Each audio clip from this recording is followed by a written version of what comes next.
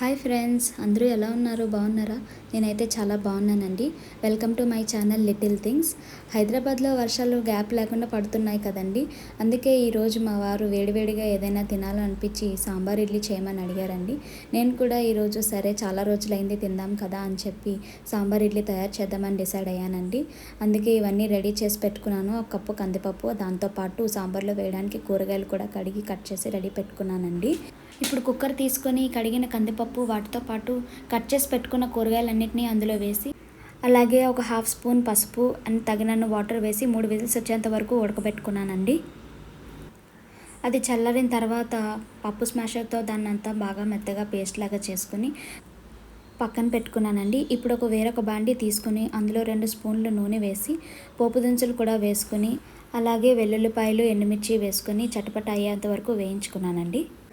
అలాగే సన్నగా తరిగి పెట్టుకున్న ఉల్లిపాయ ముక్కలు కూడా వేసుకొని బాగా గోల్డెన్ బ్రౌన్ కలర్ వచ్చేంత వరకు వేయించాలండి. ఇప్పుడు కుక్కర్లో ఉడకబెట్టిన పప్పు, కూరగాయలను తీసుకొని వచ్చి ఇందులో యాడ్ చేశానండి. దాంతోపాటు ముందుగా నానబెట్టుకున్న చింతపండు రసాన్ని కూడా ఇందులో యాడ్ చేసి ఒక 10 నిమిషాల పాటు మరగనివ్వాలండి. ఇప్పుడు దానిలోని 1 స్పూన్ కారం, 1/2 స్పూన్ పసుపు, 1 స్పూన్ ఉప్పు వేసి బాగా మరిగించాలండి.